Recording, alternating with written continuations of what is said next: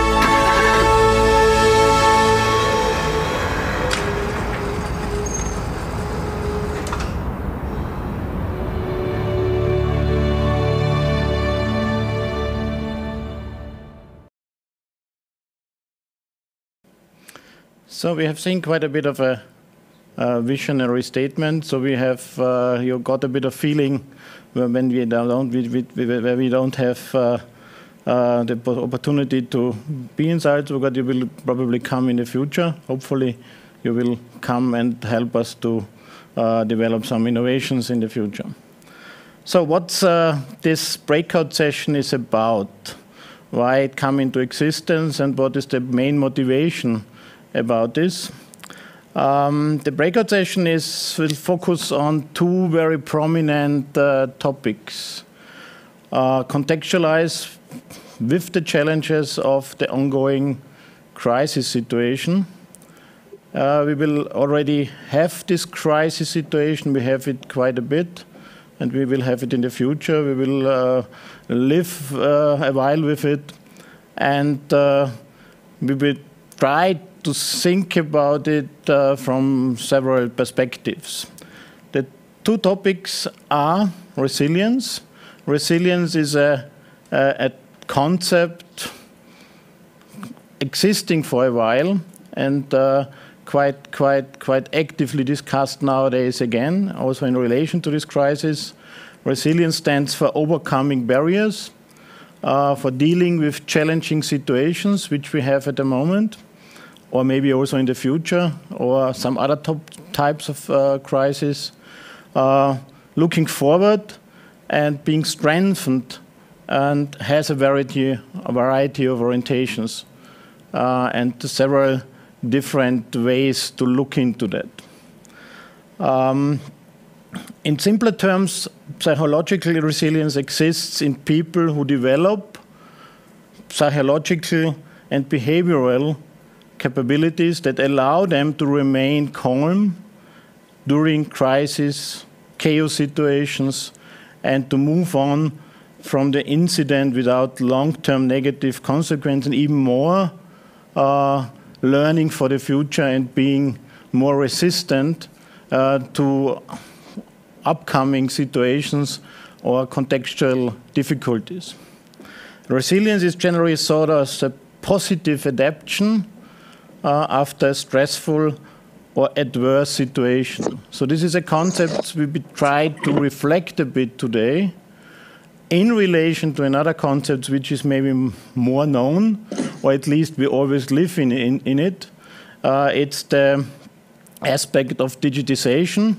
So we all live in a situation where we face or work or use digital products, digital tools, or have to do with some form of digital contextual situations or supporting activities. Almost every part of our life is pervaded with digital means and tools. We already live with it, or we will even more, or maybe more, live with it in the future. And we will see what are the reflections from all the panelists in these breakout sessions today. I'm looking forward to these different perspectives, and we all are looking forward. So how these two concepts go together, how they influence each other, and how they help us, if we understand it right, or if we look into this combination in these demanding times, and even develop some form of new resilience, or using different digital tools or other digital tools we even don't have at the moment in relation to these existing situations. New situative characteristics arise in the future and have happened in the last months, and we probably need a new form of dealing with it. We probably need more or different new approaches. The focus much more lies on the diverse needs of wants of people in these different situations, and the discussion is about how digital products, digitization can help us in this way. So what does it mean for companies?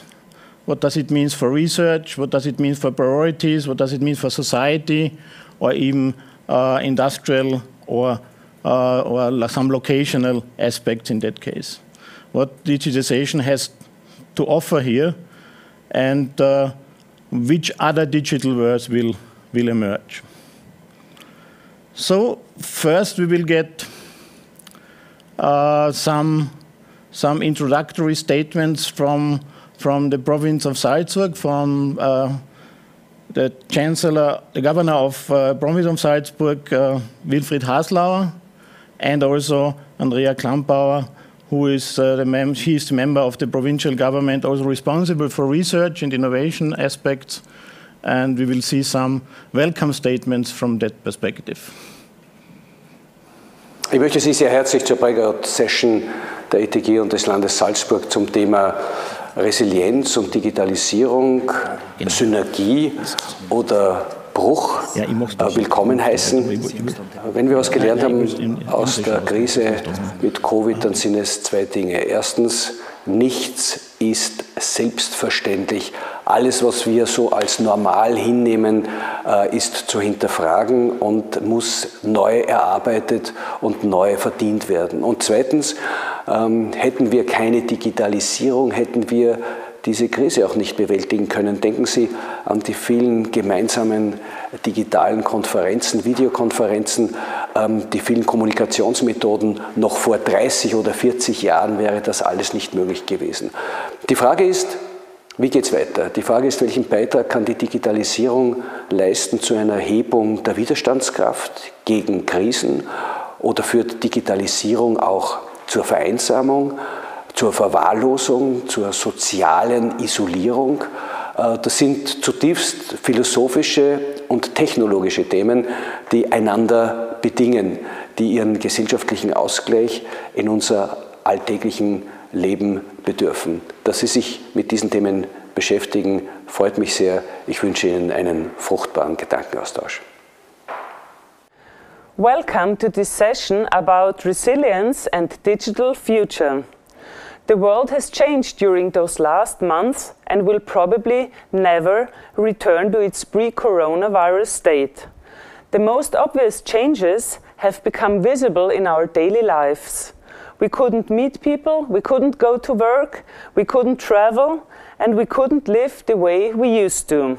The coronavirus pandemic has demonstrated how essential digital technologies have become by allowing work to continue and staying in touch with colleagues and family. Companies have adapted their products, services, and organizational form to the new needs. So digital competitiveness becomes all the more important in this context. But it's also challenging many companies right now, as it requires global competitiveness. But we also have companies in Salzburg which grew big during those last months. For example, in the development of COVID-19 tests, which are on demand worldwide. Looking at Novogenia, with one of the largest laboratories for testing, or Procomcure Biotech, developing tests and premium PCR products, to name just two of them. The combination of digital content and global networking also have profound implications for all aspects of higher education and research. In science, we are overcoming problems in the form of research questions. How can economy cope with external shock and crisis? How to absorb disturbance and essentially retain their identity? The coronavirus pandemic, which we are still in, is such a crisis. So right now there are a lot of research questions popping up in different fields. Some of them we will start to discuss during today's session. We chose the concept of resilience because it's not only the capacity of a system to overcome a crisis, but to reorganize while undergoing change. Resilience develops discovery, engagement, and empowerment. Will we emerge from this crisis as a community that wants to do better, cooperate more, and live a more sustainable life? There is still a lot we do not know about life after the pandemic. Looking at today's session, I am confident that we are already on the right track. Let us pursue it further with strong determination, and innovation will follow. Thank you. Thank you, Wilfried Haslauer and Andrea Klambauer, for your welcome words and your some short introductions also from your perspective. And we also thank for your ongoing support of research and innovation activities, in particular also our appearance at Forum Alpbach at the Technology Summit, and to help us and supporting us in that.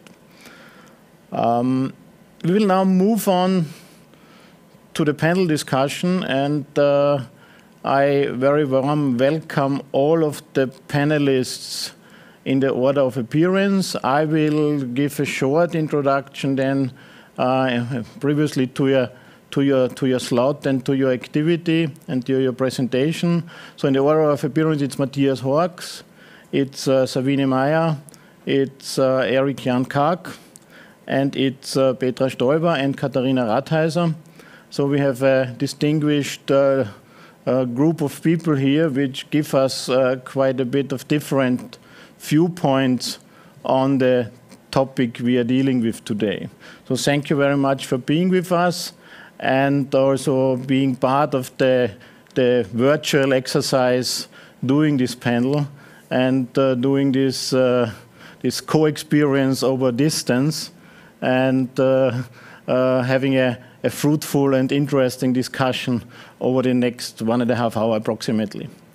So I will turn now to Matthias Horx.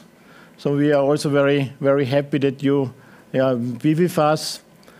He's a well-known trend and future researcher, has written several books, and has always quite interesting and distinctive viewpoints of the future. and gives us, I'm sure, quite an interesting viewpoint how you see and how you feel we are in what form we are facing this situation, and we should move on and move further. He founded Germany's most important think tank for the future, the Zukunft Institute, with headquarters in Frankfurt.